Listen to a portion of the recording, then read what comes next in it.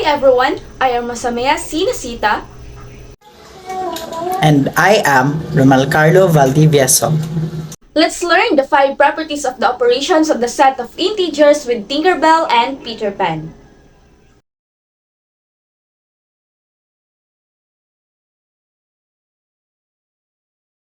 Tinkerbell was celebrating her birthday with her friends Peter Pan, Silvermist, Rosetta, Iridessa, Fawn, and Terence. When she's about to blow her cake, Captain Hook appeared and get her friends. He then disappeared together with Tinkerbell's friends. Tinkerbell noticed a rolled paper that fell on Captain Hook's pocket. She opened it and saw a map and concluded that it would Captain Hook's destination. Would Tinkerbell and Peter Pan save her friends from Captain Hook? Come and join the adventure of Tinkerbell and Peter Pan to Propeti Island. Hello everyone, I am Tinkerbell. Come and help us save my friends from Captain Hook. Hi, I'm Peter Pan. Tinkerbell found a map that fell on Captain Hook's pocket. Let's take a look. Mechanics. Each island consists of activity. Which you finish all of the activities, you will be given a key and a gemstones. You need those to free Tinkerbell's friends in Propeti Island. Before we proceed to the first island, let's learn the different properties on the set of integers. We must be prepared and ready to face the challenges that we may encounter. Let's settle ourselves and listen. Here are the objectives. At the end of the lesson, students are expected to state and illustrate the different properties of the operations on integers, identify the type of property of the given expressions, and cite the importance of the properties of integers in everyday life. Here are some classroom rules that you need to follow. Everyone, please read.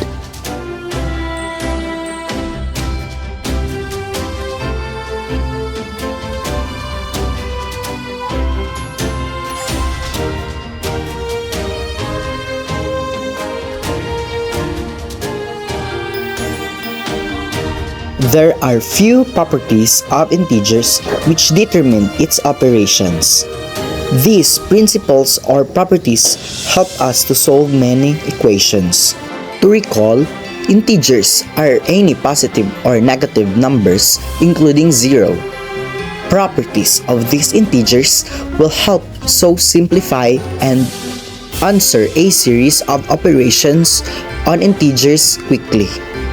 All properties and identities for addition, subtraction, multiplication, and division of numbers are also applicable to all the integers. Integers include the set of positive numbers, 0, and negative numbers which are denoted with the letter Z. There are 5 main properties of integers. There are closure property, associative property, commutative property, distributive property, and identity property. The first property is the closure property. Among the various properties of integers, closure property under addition and subtraction states that the sum or difference of any two integers will always be an integer. For example, if x and y are any two integers, x plus y and x minus y will also be an integer. For example, 3 minus 4 is equals to 3 plus negative 4 is equals to negative 1. Negative 5 plus 8 is equals to 3, which are the results are both an integer. While in closure property, under multiplication states that the product of any two integers will be an integer. For example, if x and y are any two integers, xy will be also an integer. For example, 6 multiplied by 9 is equals to 54, and negative 5 times 3 is equals to negative 15, which are integers.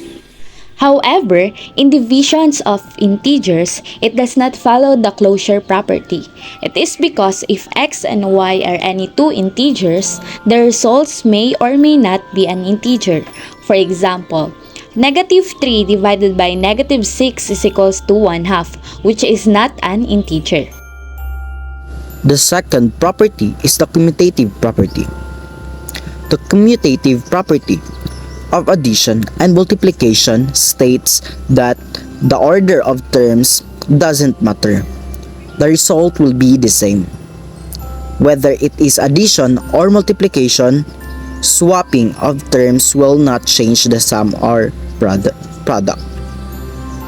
Suppose x and y are any two integer, then x plus y is equal to y plus x.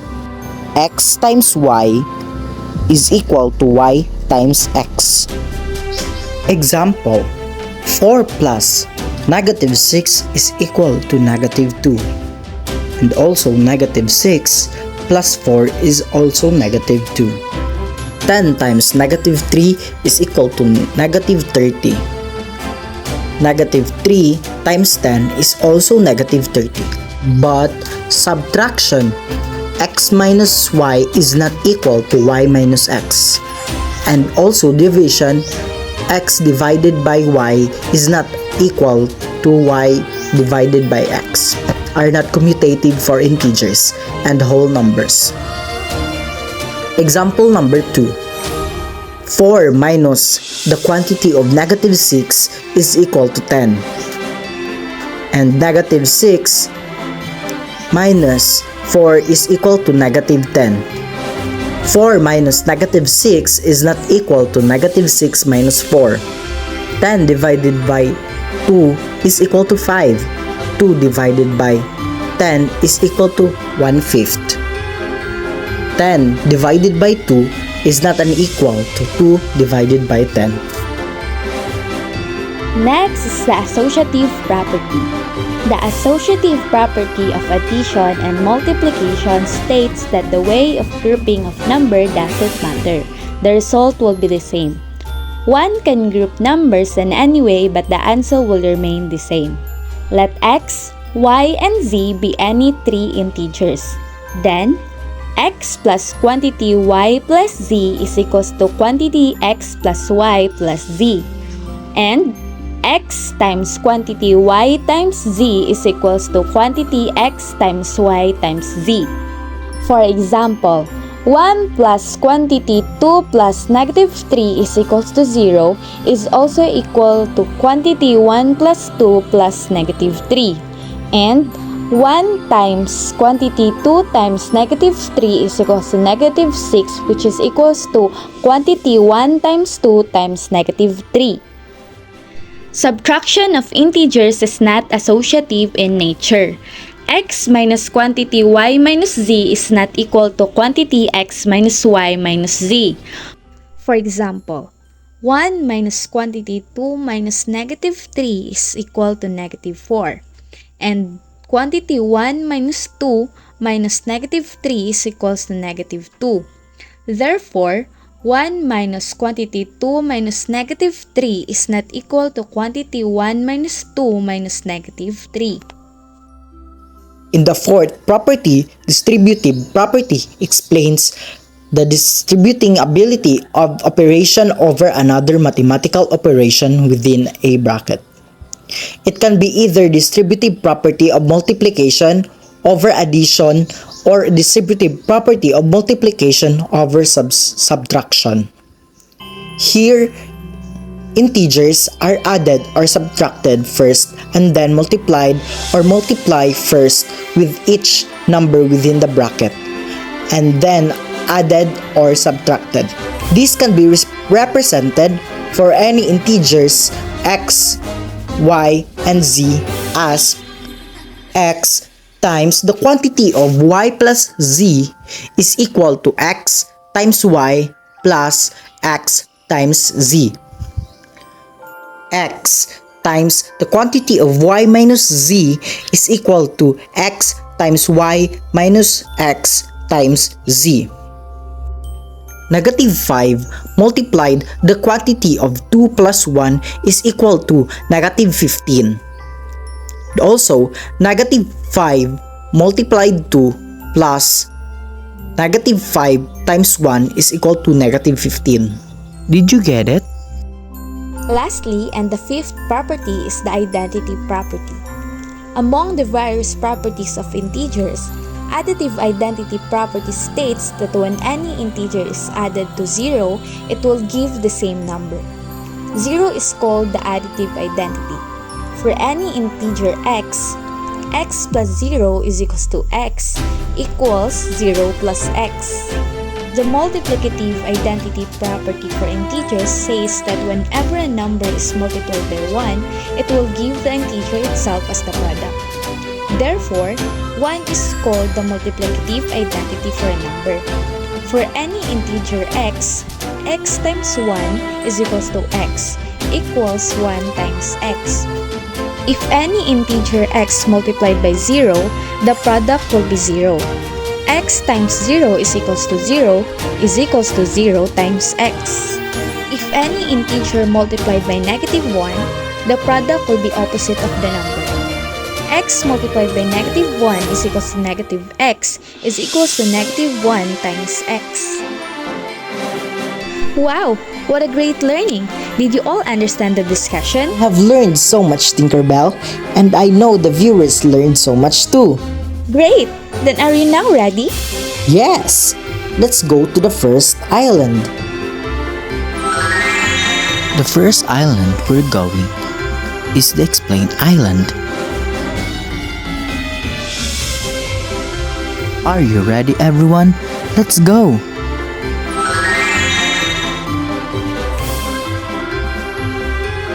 You are given 5 minutes to answer the questions. Timer starts now.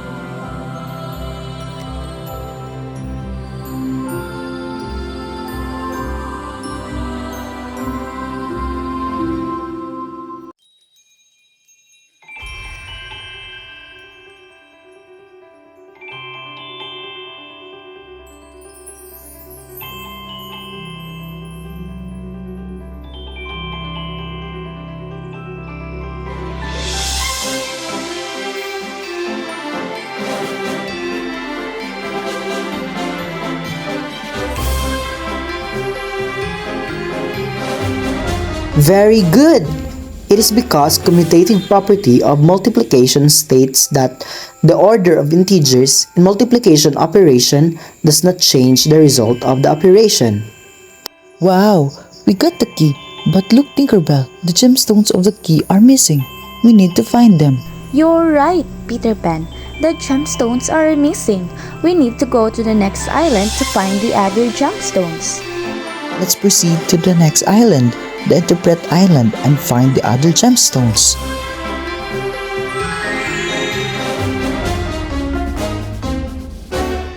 You are given 5 minutes to answer the activity. Timer starts now.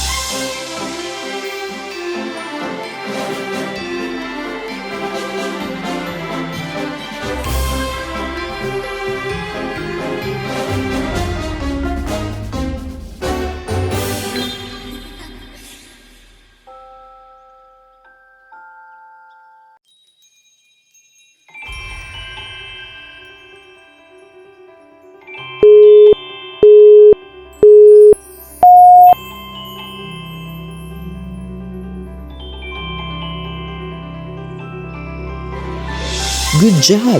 You have successfully finished the activities. Look at this, Tinkerbell. We have now the first gemstone. Wow! What a beautiful gemstones! What do you think, guys?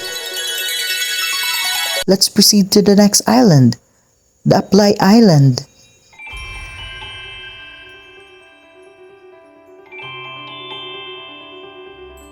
You are given 5 minutes to answer the questions. Timer starts now.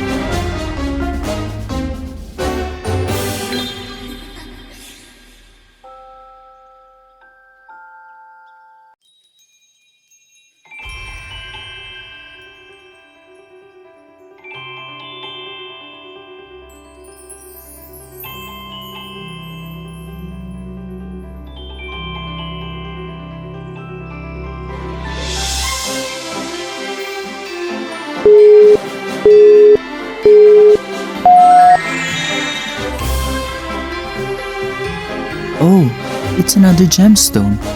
Yay! We are now one step closer. Let's go!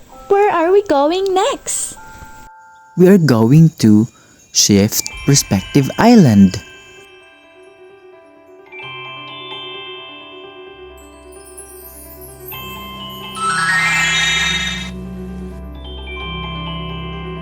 You are given 5 minutes to answer the activity. Timer starts now.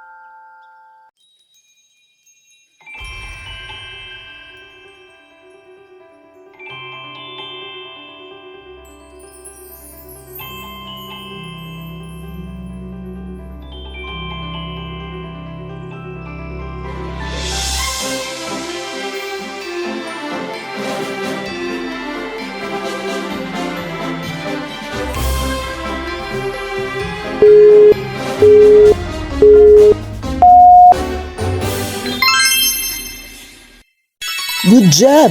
You easily answered the activities. We have now the third gemstone. What color did you see? Yes, you're right. The color of gemstone is yellow. Let's go, guys. We can do it. We have 2 gemstones left. Let's go to the fifth island.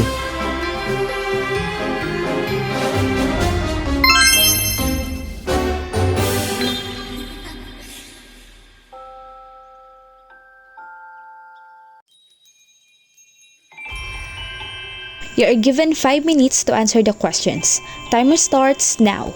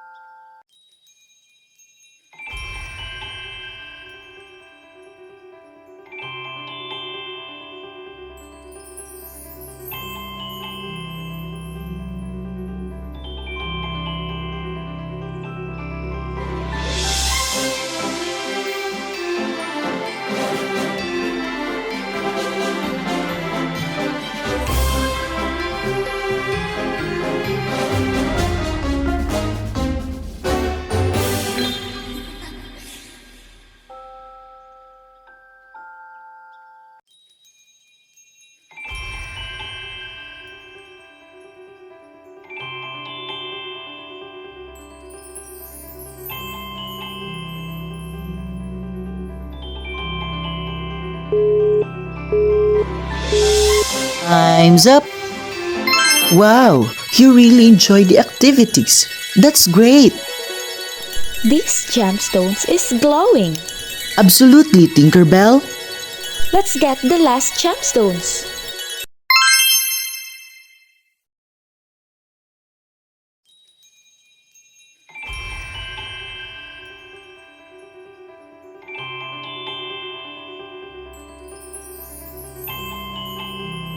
You are given 5 minutes to answer the questions. Timer starts now.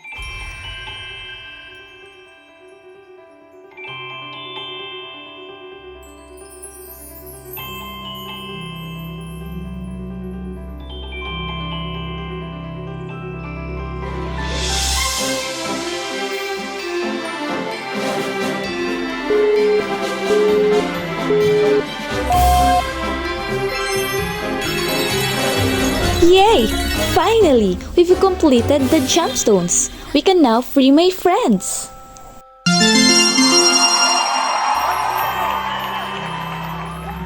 Tinkerbell and Peter Pan successfully freed their friends with your help. Tinkerbell can now celebrate her birthday happily.